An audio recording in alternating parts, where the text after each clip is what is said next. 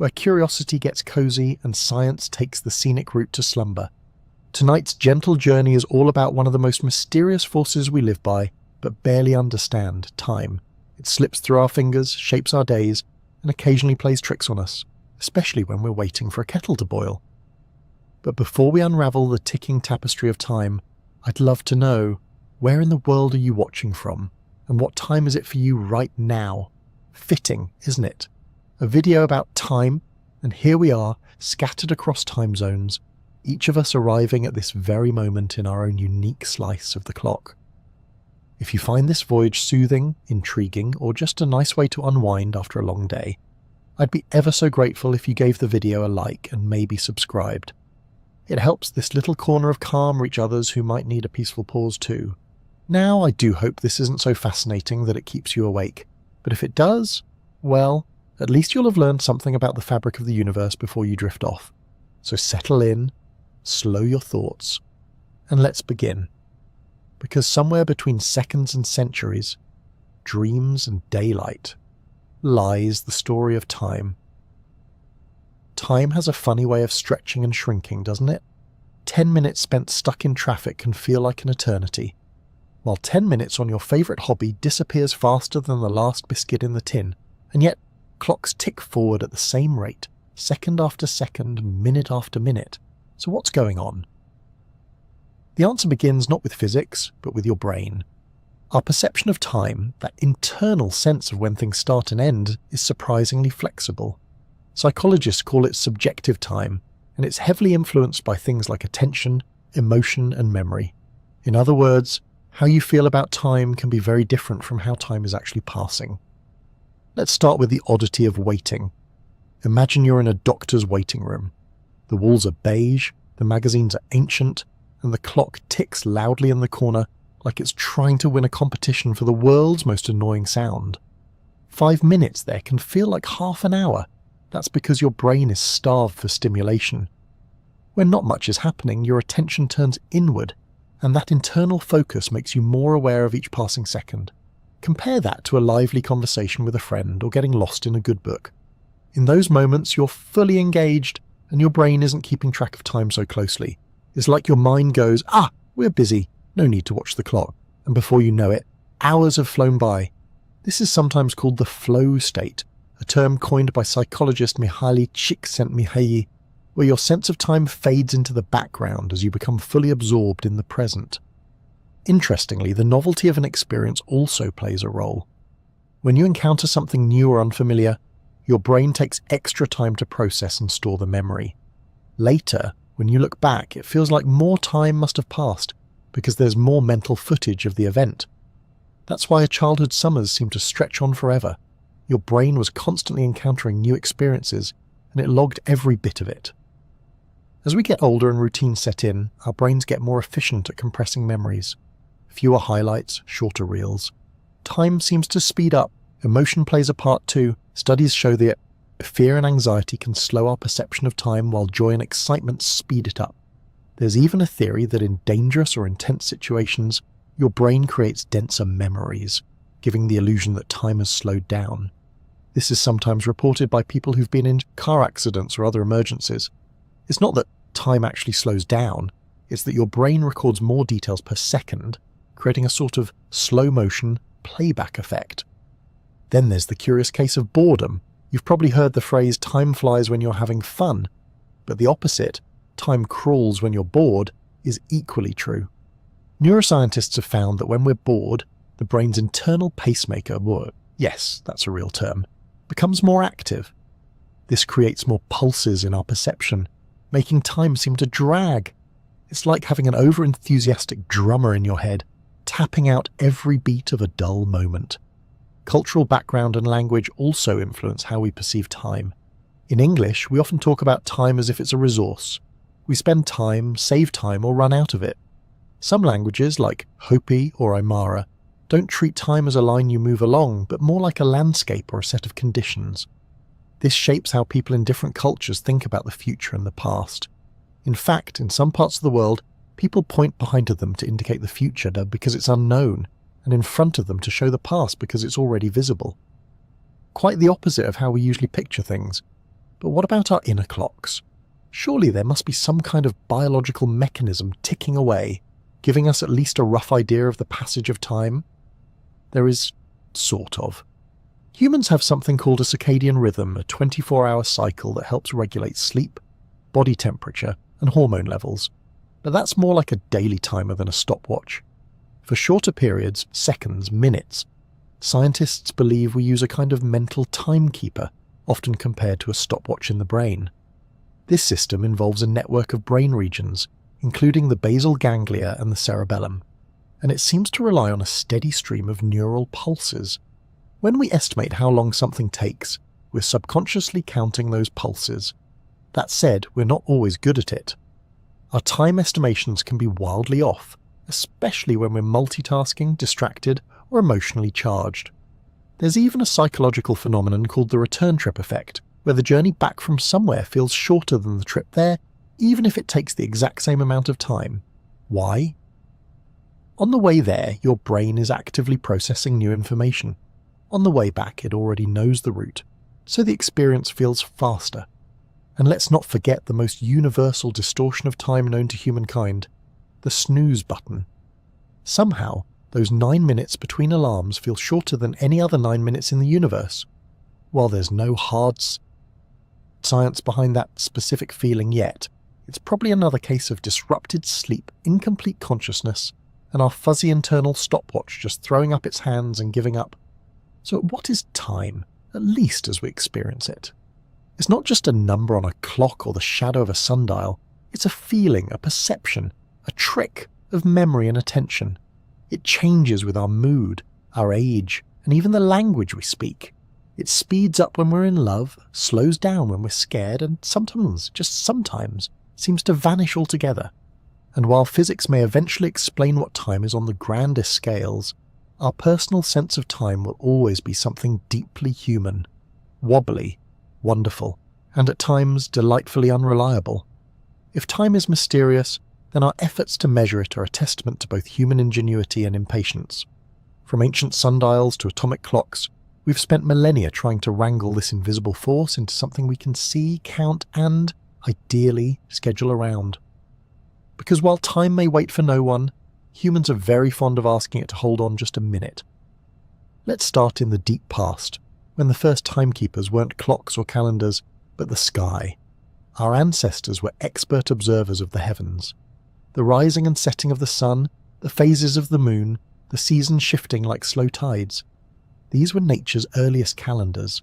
No batteries required. The ancient Egyptians were among the first to formalize timekeeping. Around 1500 BCE, they built towering obelisks that acted as giant sundials.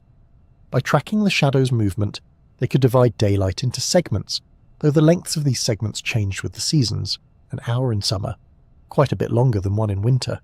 It wasn't exact, but it was good enough for farming, prayers, and organising society, which even then was likely running late for something. Water clocks came next.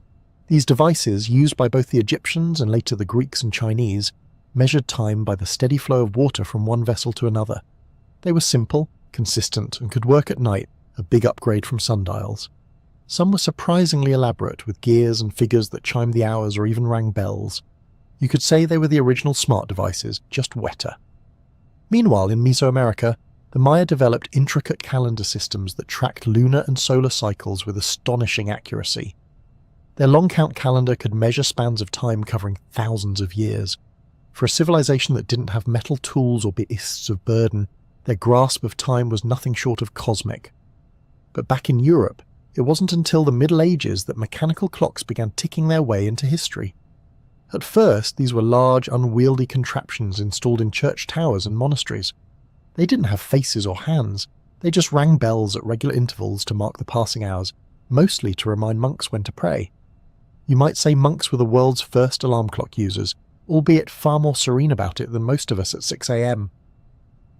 One of the first major leaps forward came in the 14th century, with the invention of the verge escapement, a clever bit of engineering that allowed for a more controlled and regular release of energy. This made it possible to build smaller, more reliable mechanical clocks. Eventually, clockmakers added dials and hands so people could actually see the time, not just hear it toll. From there, the pace of innovation began to tick faster. By the 17th century, the pendulum clock entered the scene, thanks to the brilliant Dutch scientist Christiaan Huygens. Pendulum clocks were accurate to within a minute a day, a staggering improvement over earlier designs that could drift by hours. If time was a horse, the pendulum was the saddle that let us ride it with more confidence. The need for even more precise timekeeping became critical during the age of exploration. Sailors desperately needed to know their longitude, and that required knowing the exact time at a fixed reference point, like Greenwich. Enter John Harrison, an English carpenter who spent decades inventing marine chronometers, ultra-precise clocks that could survive the rocking and rolling of a ship at sea. His fourth model, H4, changed navigation forever, and earned him a belated but well-deserved place in history. Also possibly a few eye rolls from people who'd been using stars and gut instinct until then. By the 20th century, we entered the age of quartz. Quartz crystal oscillators, first developed in the 1920s, revolutionized timekeeping.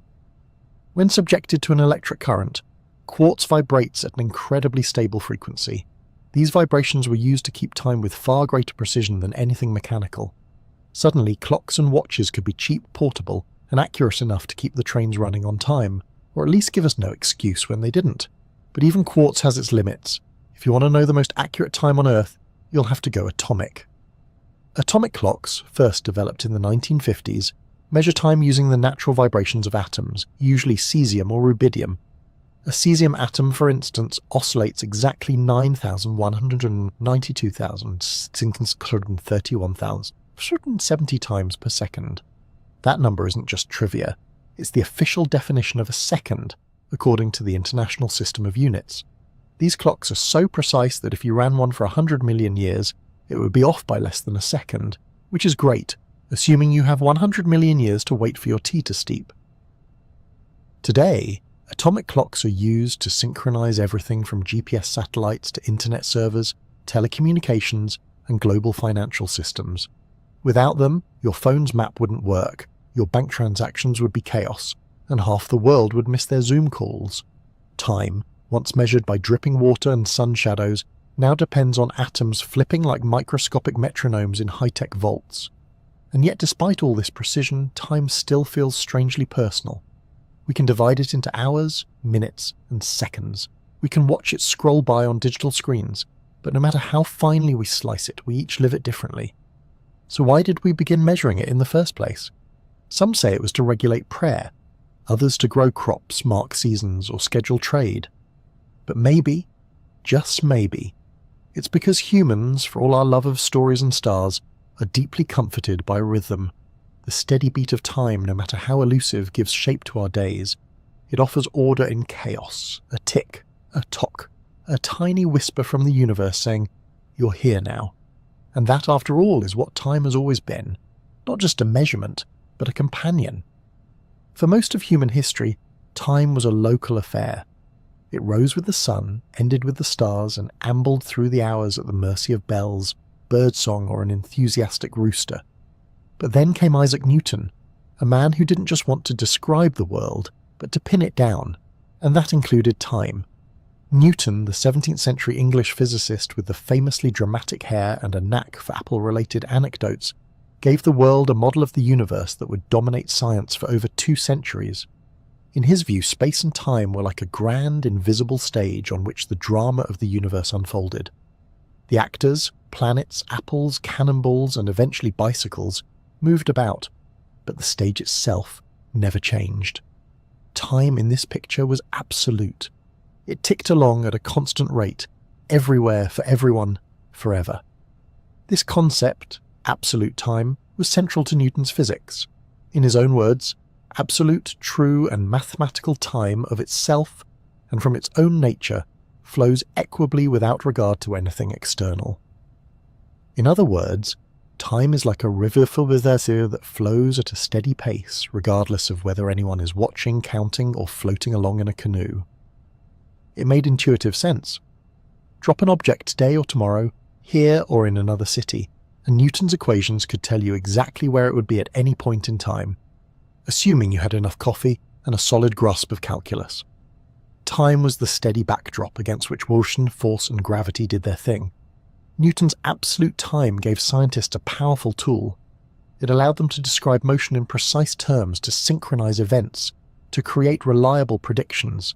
If you wanted to calculate the orbit of a planet, the swing of a pendulum, or the fall of a cannonball, you could now plug it all into one neat mathematical framework. Time in this model was universal, the same everywhere for everything, ticking along in perfect impartial harmony. But for all its usefulness, this idea came with a rather large assumption, that time was a thing in itself, existing independently of the stuff happening within it, a kind of invisible metronome keeping the beat of the cosmos. There were, however, a few dissenting voices. The philosopher Gottfried Wilhelm Leibniz, Newton's intellectual rival and co-inventor of calculus, didn't buy into the idea of absolute time, or Newton's version of calculus for that matter. Leibniz argued that time was not some universal backdrop, but a measure of change, a way of describing the order of events. Without events, he claimed, there is no time. It's not a thing on its own, but a relationship between things. Imagine a clock in a completely empty universe ticking away in total silence and darkness.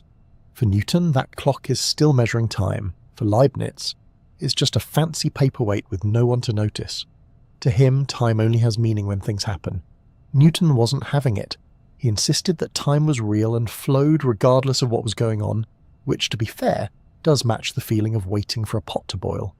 Newton's ideas eventually became the foundation of what's now called classical mechanics. And for a very long time, classical mechanics worked beautifully. It could describe the motion of falling objects, swinging pendulums, the orbits of the moon and planets, and even, with enough effort, the motion of a juggling unicyclist. So it's worth pausing to admire just how successful Newton's framework was. For hundreds of years, scientists relied on his absolute time and space to explore the natural world. Clocks became more precise, navigation improved, engineering leapt forward, steam trains ran on time, or at least had a better excuse when they didn't. But here's the twist. As good as Newton's model was, it eventually started to crack under pressure. In the 9th century, scientists studying light and electromagnetism noticed strange things. Experiments suggested that the speed of light was always the same, no matter how fast you were moving. That didn't make sense in Newton's universe. If a car speeds up, it should catch up to light a little more quickly, right? But it didn't. The light always sped away at the same pace. This problem simmered for a while until a young patent clerk named Albert Einstein, but we'll leave his entrance for another chapter. Suffice it to say, he would take Newton's absolute time, give it a polite nod, and then turn it completely upside down. Still, Newton's idea of time as an ever-flowing universal quantity left a deep imprint on science and culture. We still speak of time as something we can waste, spend, or save, all phrases that make sense if time is a commodity trickling away. Our workdays, school bells, and microwave settings all run on the belief that time ticks the same for everyone, and in many everyday situations, that's still perfectly true. When you're baking a cake, catching a bus, or trying to remember when your online order is due, Newton's time works just fine. It's only when we start dealing with high speeds, strong gravity, or extremely small scales that Newton's picture begins to blur. So in the grand story of time, Newton gave us a solid middle chapter, a vision of a predictable mechanical universe running like, well, clockwork. He brought order to the cosmos and made time something we could measure, trust, and, if only briefly, understand. But time, as we'll see, has more than one personality. And while Newton's time is wonderfully logical, the universe may not be quite so straightforward. If Isaac Newton imagined time as an endless river flowing at a steady pace for everyone, Albert Einstein came along and said, actually, it's more like a wibbly-wobbly trampoline. That's not a direct quote, but it's surprisingly close to the truth. In the early 20th century, Einstein upended our understanding of time with a set of ideas so radical they reshaped the very fabric of reality. He called it relativity, and it came in two parts, special relativity and later general relativity. Both of them had plenty to say about time, none of it particularly intuitive. Let's begin with special relativity, published in 1905, when Einstein was just 26 and working at the Swiss Patent Office, probably spending his lunch breaks rewriting the universe. One of the key ideas of special relativity is that the laws of physics, including the speed of light, are the same for all observers, no matter how fast they're moving. Now, this causes a problem for Newton's absolute time. In Newton's world, if two people are moving at different speeds, they still agree on when things happen. But in Einstein's world, that's not necessarily true. Events that appear simultaneous to one person might not look simultaneous to someone moving at a different speed. This leads to one of the strangest consequences of special relativity: time dilation. Simply put, the faster you move, the slower time passes for you, relative to someone standing still. If you were to board a spaceship and zoom off at near light speed, your onboard clock would tick slower than the one back on Earth. You'd age more slowly, your hair would take longer to grow, you'd miss entire seasons of your favourite shows. This isn't just science fiction, it's been observed. One famous experiment involved flying atomic clocks around the world on airplanes. When compared to identical clocks that stayed on the ground, the airborne ones had ticked ever so slightly more slowly. Not enough to notice unless you're very punctual, but enough to prove that time really does slow down with speed. And then there's the famous twin paradox. Imagine two identical twins. One boards a spaceship and flies around the galaxy at high speed. The other stays home, feeds the cat, and waits. When the travelling twin returns, they'll be younger than their sibling. Not because they used a great skincare routine in space, but because their time actually passed more slowly. The paradox isn't a contradiction. It's a feature of relativity, a confusing, mind-bending feature, but a real one. But speed isn't the only thing that messes with time. In 1915, Einstein expanded his theory into something even bigger: general relativity. This theory dealt with gravity, and revealed that gravity, too, can warp time. General relativity describes gravity not as a force, but as the curvature of space-time caused by mass. The more massive an object, the more it bends space-time around it, like placing a bowling ball on a soft mattress. If time were painted onto that mattress, it would stretch and warp along with the space. What this means is that time runs more slowly in the stronger gravitational fields. If you stand next to something really massive, like a black hole or your friend's overpacked suitcase, time ticks more slowly for you than for someone farther away from the mass. Again, this isn't just theory, it's been measured on Earth. In one experiment, two super-precise atomic clocks were placed at different altitudes, one at the base of a mountain and one at the top. The clock lower down, closer to Earth's centre of gravity, ticked a tiny bit more slowly. Even a height difference of just a few centimetres can cause a measurable change in time. So yes, technically your head is aging faster than your feet. This phenomenon, called gravitational time dilation, has real-world consequences. GPS satellites orbiting Earth experience both types of time warping. They are moving fast, which slows their time, but they're also farther from Earth's gravity, which speeds their time up. To keep your phone's map accurate, their onboard clocks are constantly adjusted to account for these distortions. Without those corrections, your location would be off by several kilometers within minutes. Time doesn't just pass, it wobbles, and technology has to wobble with it. So what does all this mean for our understanding of time? Einstein showed us that time isn't an absolute universal river. It's more like a stretchy fabric, woven together with space itself. It can expand, contract, bend and twist depending on speed and gravity. And that means your time, the pace at which you experience the universe, depends on where you are and how you move. It's a deeply strange idea, but also kind of beautiful. Time is no longer the same for everyone, everywhere. It's personal, relational, bit like your taste in tea. Einstein's work didn't just rewrite physics textbooks, it changed how we see reality itself. Time is not a fixed background, it's part of the dance, shifting with the rhythm of matter and motion. And even though most of us don't feel time stretching or shrinking in our daily lives, every second we live is shaped by these subtle distortions. So next time someone tells you they're running out of time, you can gently remind them, actually, time is running out differently depending on your velocity and proximity to gravitational mass. Then pause, smile, and maybe duck. Let's imagine just for a moment that you wake up one morning and find everything running backwards. Toast leaps out of your mouth and lands perfectly buttered on a plate. Your tea grows hotter as you drink it. Raindrops fly upward into the sky. Strange? Certainly. Impossible? According to the laws of physics, not exactly. This odd little thought experiment leads us to one of the most intriguing questions in science. Why does time seem to have a direction? In most of the fundamental laws of physics, from Newton's laws of motion to the equations of quantum mechanics, time doesn't really have a preferred direction. They work just as well backwards as they do forwards. If you were to film two particles colliding and play it in reverse, the physics would still check out. No alarms would go off in the equations. And yet, in everyday life, time feels like a one-way street. Eggs break but don't unbreak. Paper burns but ashes don't reassemble into books. We remember the past but not the future. So why this disconnect? Why does time, at our human scale, march relentlessly from yesterday to tomorrow? Enter the concept of the arrow of time. The arrow of time is a metaphor used to describe the one-way direction in which time appears to flow, from the past to the future. And the key to understanding this arrow lies in one of the most important and occasionally untidy laws of physics, the second law of thermodynamics. This law tells us that in a closed system, like the universe, entropy always increases over time. Entropy is a measure of disorder or randomness.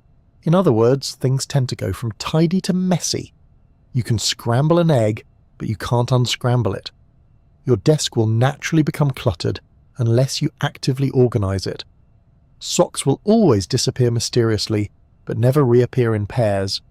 This tendency toward increasing entropy gives time its arrow.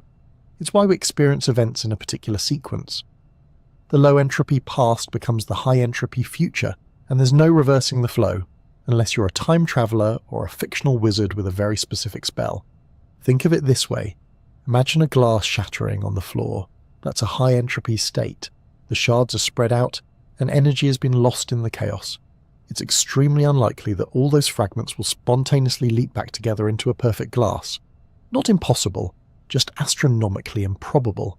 And that's the key. The laws of physics allow for time reversal in theory, but probability stands firmly in the way. This leads to one of the most intriguing and slightly unsettling questions in cosmology. Why was the universe in such a low entropy state to begin with? After all, if entropy must increase, there had to be a starting point, a kind of cosmic neat and tidy drawer from which all this disorder could unfold. The leading theory is that the early universe, just after the Big Bang, was incredibly uniform, smooth, ordered, low entropy. Over billions of years, gravity and expansion did their thing, and the universe got clumpier and more chaotic. Galaxies formed, stars exploded, and socks disappeared at an accelerating rate. But why it started that way is still one of physics' biggest open mysteries. Some scientists suspect the answer lies in the deep relationship between entropy, time, and the geometry of space itself. Others wonder if the question is even meaningful, or if we're just asking it from the wrong angle, like a goldfish trying to understand water. There are other arrows of time too, each pointing the same way. There's the psychological arrow. We remember the past, not the future. That's because memories require physical processes in the brain that leave behind traces, and those traces are part of entropy increasing. You can't remember the future because it hasn't happened yet, and no traces have been laid down. There's the causal arrow that causes precede effects. You flip a switch and the light comes on. You don't turn on a light and then decide to flip the switch. Again, this follows entropy. Flipping the switch adds energy, light spreads out, and the universe becomes a slightly messier place. And finally, there's the cosmological arrow, the expansion of the universe itself. The fact that galaxies are moving away from each other, space is stretching, and everything is cooling down over time gives a sense of direction to the cosmos. If the universe were contracting, would time feel like it were running backward? That's a theoretical playground scientists still enjoy exploring. It's worth noting, though, that these arrows, entropy, memory, causality, and cosmic expansion, all line up. They all point in the same direction, which is comforting in a way. It suggests that time isn't just a random illusion, but something deeply woven into the structure of reality. A direction carved by the flow of energy, the march of disorder, and the gentle spreading out of everything from a once very tidy beginning. But not everyone is convinced that time, as we experience it, is fundamental. Some physicists argue that the arrow of time is an emergent phenomenon, something that arises only when complex systems, like us, observe simpler ones, like tea cooling or egg scrambling. In some interpretations of quantum mechanics, time is just another parameter, not a force, not a flow, just a label for different states. The universe doesn't feel time, we do. And that's the curious thing. No matter how deeply we dig into entropy, probability, or equations, time continues to be both incredibly real and maddeningly elusive. It's something we ride like a current, but we can never quite step outside of it. We don't know what's ahead, we can't go back, and yet we live our lives by its rhythm, comforted by the fact that the future, however uncertain, is always on its way. So the next time you feel like time is slipping away, remember, it's not lost. It's just following the one rule it's really good at, moving forward, increasing entropy, and leaving a trail of mismatched socks and empty teacups behind. If classical physics treats time as a dependable train schedule, always on track, ticking along steadily, then quantum mechanics treats it more like a jazz improvisation, flexible, mysterious, sometimes dissonant. And just when you think you understand what's going on, it throws you a cat in a box and asks you to consider whether it's both alive and dead. Welcome to the quantum world, where reality gets fuzzy and time becomes more of a polite suggestion than a fixed rule.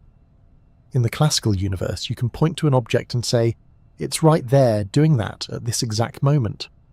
But in the quantum realm, particles don't have neat positions or momenta. Instead, they exist as probability waves, mathematical clouds of where they might be and what they might be doing. So where does time fit into all this? Surprisingly, time doesn't play the starring role in quantum mechanics that it does in classical physics or general relativity. In fact, it mostly shows up as a background parameter, something we plug into the equations to keep things moving, like pressing play on a simulation. Take the Schrödinger equation, the foundation of non-relativistic quantum mechanics. It describes how a quantum system's wave function, that weird cloud of probabilities, evolves over time. But unlike in relativity, time in this equation isn't something that bends or stretches. It's just there, a silent spectator, an external stopwatch that never changes, never warps, and certainly doesn't ask for attention.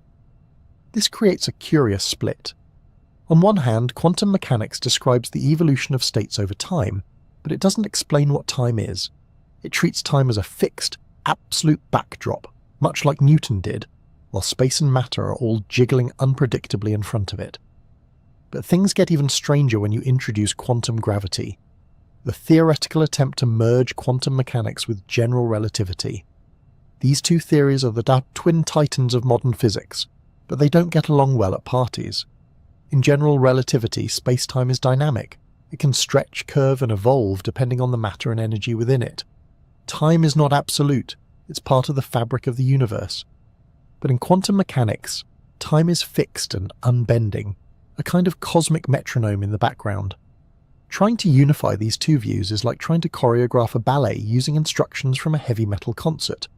This leads us to what physicists call the problem of time in quantum gravity. When you try to describe the whole universe quantum mechanically, space, matter, everything, you find something odd.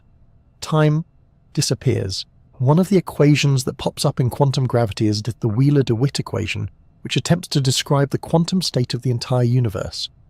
It looks a lot like the Schrödinger equation, but without any time variable. It's timeless. There's no past, no future, just an eternal present, a giant now. So what's going on? Is time real, or is it just an illusion created by the way we experience change? Some physicists believe that time is emergent, not a fundamental part of reality, but something that appears when you zoom out far enough. Like temperature. An individual molecule doesn't have a temperature, but when you group trillions together, temperature emerges as a useful description. In the same way, time might emerge from the complex interactions of many quantum systems. Others look to entanglement, the bizarre quantum phenomenon where two particles become linked and can influence each other instantly, even across vast distances. Some theories suggest that the arrow of time, and maybe even time itself, could arise from the growth of quantum entanglement. The more tangled the universe becomes, the more time seems to flow. And then there's the many worlds interpretation. In this view, every quantum event and every coin flip, every measurement, causes the universe to branch into multiple parallel realities. There's no randomness, just an infinite splitting of timelines. Time in this view isn't a river, it's a vast, ever-branching tree. Every decision you make creates a new twig. Somewhere out there, there's a version of you who didn't forget their umbrella this morning. But if time is such a shaky concept at the quantum level, why does it feel so solid to us? Well, we live in a world where countless quantum interactions average out into a smooth, reliable reality. Our brains, made of trillions of particles and neural circuits, are hardwired to perceive cause and effect. We wake up, brush our teeth, eat breakfast, and head to work, hopefully in that order. Time for us is a story, a sequence of events that gives meaning to change. And storytelling, as it turns out, is something humans are exceptionally good at. We string events together into memories. We imagine futures. We define identities through time, past, present, and hopes for what's next. Whether or not time is fundamental, we certainly treat it as real. Still, quantum mechanics reminds us that underneath that comforting narrative lies something far more elusive. Time may not be the ticking of a clock or the turning of a page, but the unfolding of possibilities, the evolution of probability, the hum of reality tuning itself ever so slightly with every passing moment. So while your wristwatch says it's 10 minutes to midnight, quantum physics whispers, well, yes, from a certain point of view. Time isn't just something tracked by ticking clocks or orbiting planets. It's also humming quietly inside you, in your cells, your sleep, your appetite, and even your mood. Whether you're a night owl, an early bird, or a perpetually groggy pigeon, your body is running on its own internal clock. And it's a very old one. This internal clock, or more precisely a network of them, is what scientists call the circadian rhythm. From the Latin circa diem, meaning about a day, circadian rhythms are the biological processes that follow a roughly 24-hour cycle. They regulate everything from when you feel sleepy to how your body processes food, and they're found in nearly all living things: humans, plants, animals, fungi, even some bacteria. If it's alive and vaguely organized, it probably tells time. The master conductor of your circadian orchestra is a tiny region in your brain called the suprachiasmatic nucleus, or SCN for short. It's located in the hypothalamus, just above the point where the optic nerves cross, a very strategic position because it allows your body clock to sync up with light. When your eyes detect sunlight in the morning, the SCN gets the memo and sends out signals to adjust everything from hormone levels to body temperature. It's like your brain's version of tapping the snooze button on the sun. One of the SCN's most important jobs is controlling the release of melatonin, often called the sleep hormone. Melatonin levels rise in the evening, helping you feel drowsy, and fall in the morning to help you wake up. It's your body's way of saying, hey, maybe don't watch another episode right now. Whether or not you listen is another matter entirely. But here's the thing, while your circadian rhythm runs on a roughly 24-hour cycle, it's not exactly 24 hours. Most humans naturally run a little long, about 24.2 hours give or take, which means that left entirely to our own devices, like in a cave with no clocks, we'd gradually drift out of sync with the actual day. Light exposure is what keeps us anchored. Morning sunlight resets the clock daily, keeping us in harmony with the Earth's rotation, or at least vaguely within range of our morning alarms. Disrupt this delicate system and things get weird. Enter jet lag, humanity's least favourite travel souvenir. Jet lag happens when your internal clock is out of sync with your external environment, say when you fly across several time zones in a few hours. Suddenly your brain thinks it's midnight when it's actually lunchtime, and your stomach, liver, and even your immune system are all deeply confused. That's because different parts of your body adjust to new time zones at different speeds. Your brain might reset quickly, but your digestive system might still be living in last week's time zone, wondering why dinner smells like airport pretzels. Another modern culprit is artificial light. Before electric lighting, humans were largely guided by natural daylight. We woke up with the sun and got sleepy when it set, a rhythm still preserved in traditional societies with little exposure to artificial light. But today, we're surrounded by screens and bulbs that emit blue light, which tricks our brains into thinking it's still daytime. This can suppress melatonin production and shift our circadian rhythm later, making it harder to fall asleep and more difficult to wake up. It's not so much that we're night owls now, it's more like we've invited a neon owl into our living rooms and handed it the remote. Interestingly, not everyone's circadian rhythm is the same. Some people are naturally morning types, or larks, who spring out of bed with suspicious amounts of energy.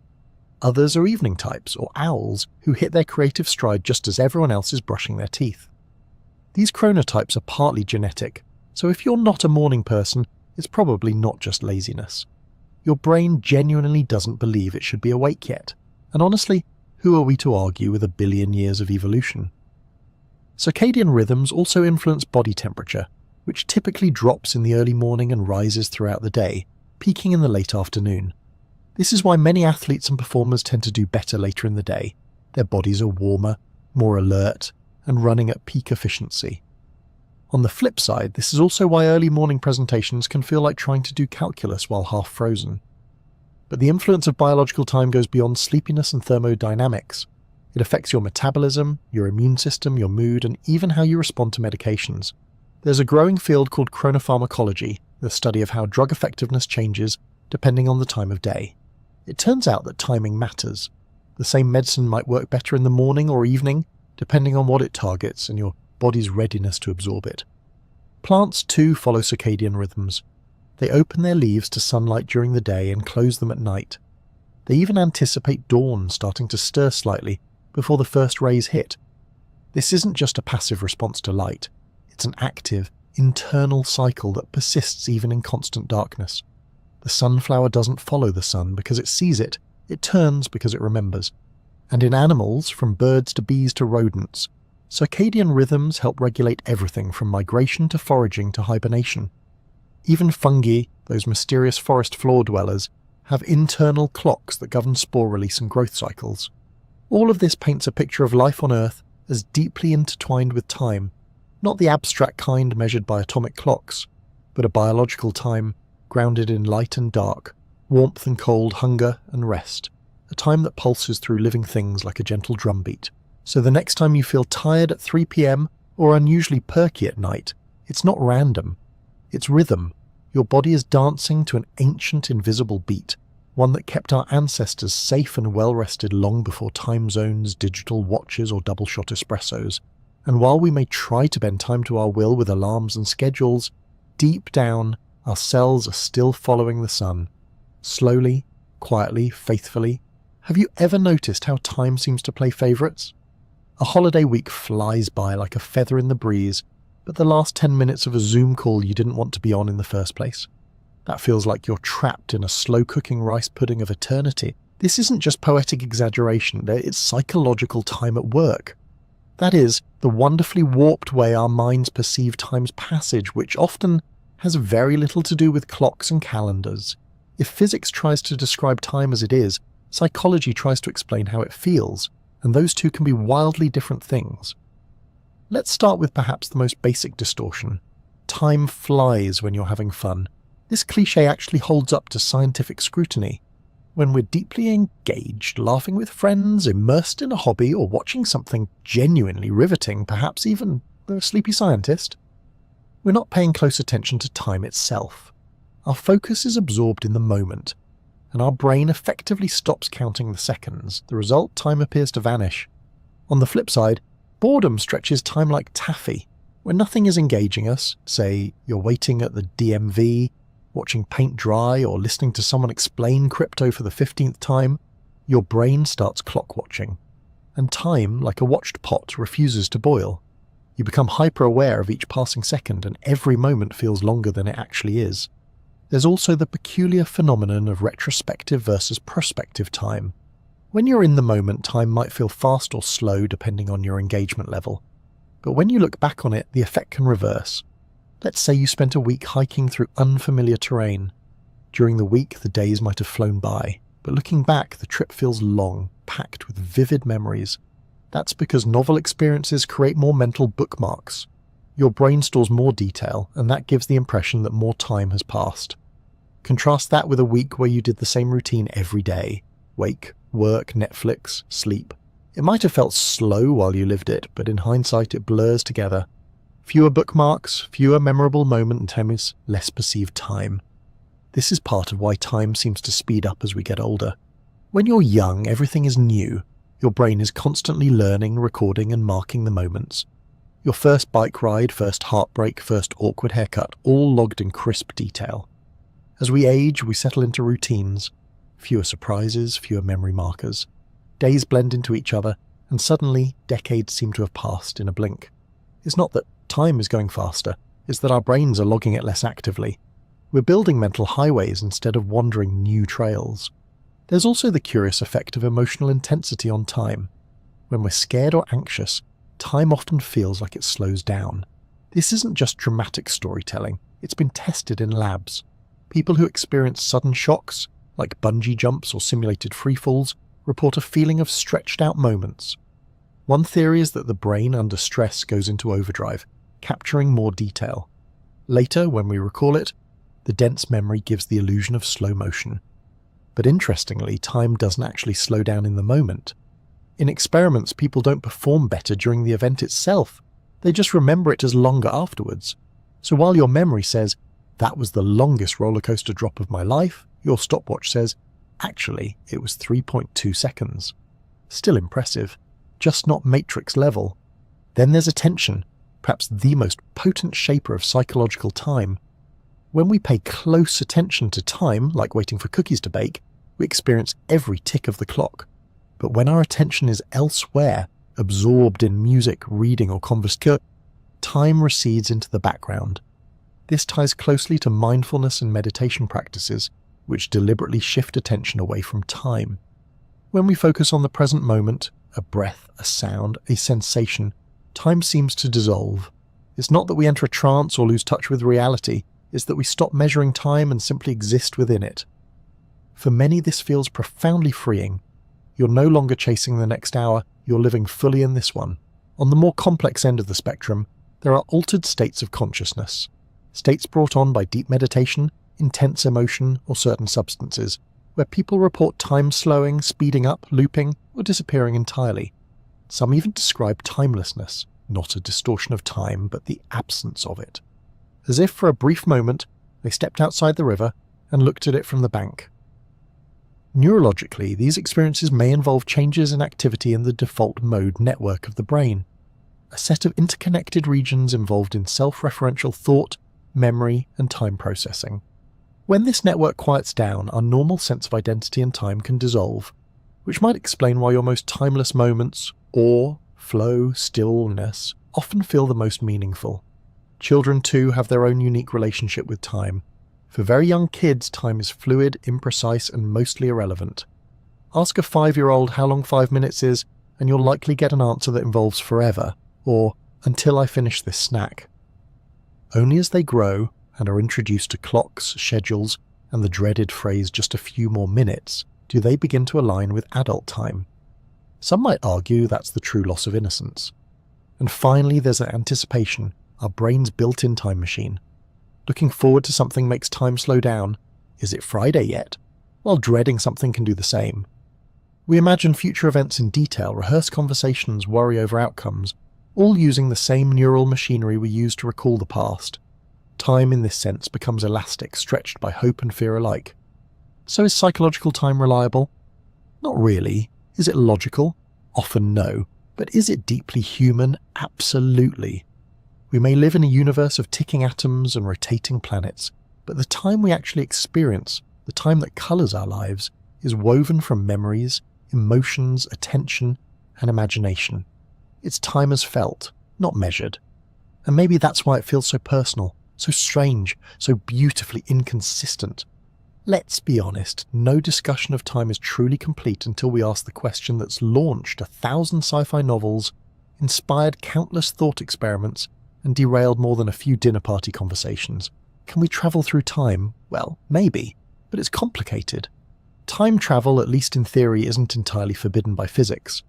In fact, according to Albert Einstein's general relativity, the fabric of space-time is flexible. It can stretch, warp, and under the right red in incredibly extreme and possibly impractical circumstances, even loop back on itself. If that's true, then the idea of zipping to the past or future isn't completely out of the question.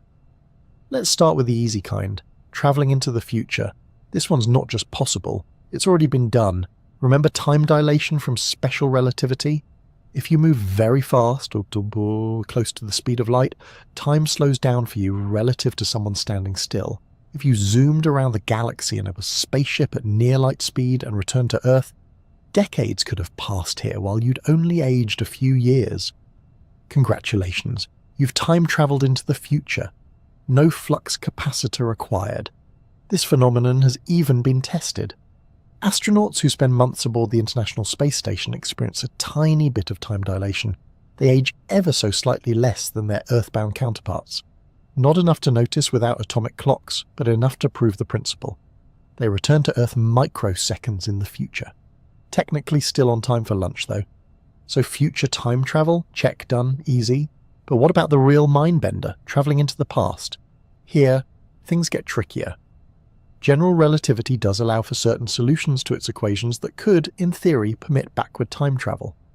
These include phenomena like closed time-like curves, loops in space-time where an object could return to an earlier point in its own history. Think of it like walking a lap around the universe and ending up back at yesterday.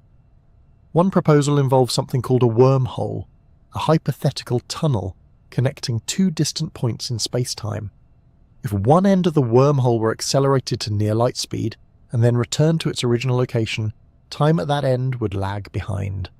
Step through the wormhole and boom! You've arrived in the past, at least in theory. The practical problems with wormholes are, well, monumental. First, we're not even sure they exist. Second, if they do, they may collapse instantly. And third, keeping one open would require negative energy, something exotic and not currently available in your average home improvement store. So while wormholes are fascinating on paper, building one might be slightly beyond our current engineering abilities, give or take a few centuries. But even if we could travel back in time, we'd immediately run into some rather sticky paradoxes. The most famous is the grandfather paradox. You go back in time accidentally, or perhaps carelessly, prevent your grandfather from meeting your grandmother, and thus prevent your own birth. But if you were never born, how did you go back in time to begin with? It's a loop that logic can't quite untangle, a cosmic contradiction. There are a few ways scientists and philosophers have tried to make sense of this. One idea is the block universe model, where all moments in time, past, present, and future, exist simultaneously, like frames in a film reel. In this view, the timeline is fixed and unchangeable. If you go back in time, everything you do was always part of the past, so you can't change anything. You're just playing your role in an already written scene. Another possibility is the many worlds interpretation, borrowed from quantum mechanics. In this scenario, if you go back in time and change something, you don't alter your original timeline. You create a new branching universe where events unfold differently. You can stop your grandfather from meeting your grandmother, but it only affects that branch of reality. Your original self is still safely anchored in their own universe, free from paradoxes and awkward family dinners. There's also the cheeky and very scientific-sounding Novikov self-consistency principle, which essentially says you can't create a paradox no matter how hard you try. If you go back in time, the universe will somehow prevent you from doing anything that would change the future. Try to assassinate your grandfather and your gun will jam, or you'll trip, or he'll unexpectedly join a monastery. It's like the cosmos has a built-in insurance policy against timeline tampering. Still, all of this remains theoretical and highly speculative. No one has ever built a time machine. No one has ever documented a time traveller, not for lack of trying, and the internet is full of interviews with suspiciously modern-looking figures in old photographs. And physicists still debate whether the math permits or prohibits time loops. One interesting point: if backward time travel were possible, and if someone in the future eventually invents it, where are all the time tourists? Shouldn't we be knee-deep in visitors from the year 4000 taking selfies with dinosaurs or trying to blend in at medieval banquets? Some suggest time travel might be limited to the point of its invention. You can't go back to before the first time machine was created. Others think travellers might be incredibly discreet. Or perhaps, more realistically, time travel into the past is simply impossible, despite what the equations tease us with. And maybe that's for the best. As much as we fantasize about revisiting the past and fixing mistakes, reliving moments, buying absurd amounts of Bitcoin, perhaps time's one-way nature is part of what makes it meaningful. We can't edit our lives like a video. We move forward moment by moment with all the richness, imperfection, and unpredictability that comes with it. Still, it's fun to dream, and who knows? Maybe someone from the future is reading this right now, nodding quietly and thinking, ah yes, the primitive beginnings of temporal theory. If so, welcome. And please don't spoil how this chapter ends. After travelling through the physics of clocks and the psychology of minutes, after bending time near black holes and wondering about wormholes, we arrive at perhaps the strangest question of all. Does time actually exist? Now, that might sound like a philosopher's trick, the kind of thing you'd hear at 2 a.m. in a dorm room filled with empty tea mugs and earnest eyebrows. But it's a question that physicists too take seriously. because when you peel back the layers of how we experience time and how we describe it mathematically, something strange starts to happen. It starts to disappear. Let's begin with a reminder of how we usually think of time. For most of us, it feels like a river, flowing smoothly, carrying us from past to present to future. We're all floating downstream, unable to paddle backwards, only forward, sometimes gently, sometimes in a rush, but always forward. This is called presentism, the philosophical idea that only the present moment is real. The past is gone, the future doesn't exist yet, and now is all there ever truly is. It aligns with how we live our lives, moment by moment, breath by breath, ticking along with our clocks and calendars. But there's another idea, one that Einstein's theories of relativity helped make famous. It's called eternalism, and in this view time doesn't flow at all. All moments in time, past, present and future, already exist. The universe is like a four-dimensional block, sometimes called the block universe. Time isn't something we move through. It's a dimension we're part of, just like space. In this view, your childhood, your future retirement, and everything in between are all laid out, like pages in the book. You don't become older, you already are older on some page, younger on another. You're not surfing time, you're a static thread woven into the fabric of a space-time quilt. Comforting? Maybe. A little spooky? Also yes. This concept arises naturally from relativity. Remember, simultaneity, the idea that two things happen at the same time, depends on your motion. Two observers moving at different speeds can disagree about what now means. That suggests there's no universal present moment, no cosmic stopwatch ticking for everyone, which makes the whole idea of a moving present a bit wobbly. If that's not enough existential spice, quantum gravity adds another twist. We touched on this in the quantum mechanics chapter. When you try to combine quantum physics with general relativity, time often drops out of the equations altogether. In the Wheeler-DeWitt equation, for example, there's no time variable, none. The universe, according to this view, is fundamentally timeless, but if time doesn't exist at the deepest level, why does it feel so real? One possible answer: emergence. Time, like temperature or sound, may not be a fundamental ingredient of the universe. Instead, it might arise from more basic relationships between things, patterns, changes, interactions. The way clouds form from molecules, or waves appear in water. Time in this view is something our brains extract from the way things change. This is similar to how we perceive motion in film. A movie is just a sequence of still frames.